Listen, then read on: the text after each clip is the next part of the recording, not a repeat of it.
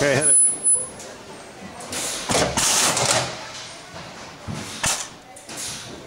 Okay, the machine is locked.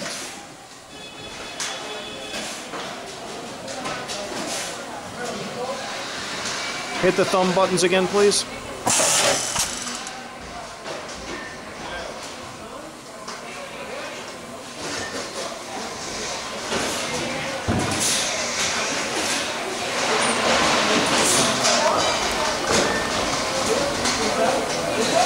Is this working?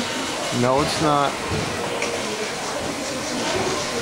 The shot pin is still in the up position even though the rivet head has retracted.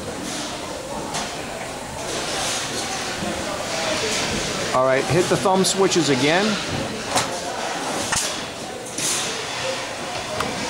And as you can see, the shot pin went down a little bit. Hit the thumb switches again. Hang on. Now we're down below.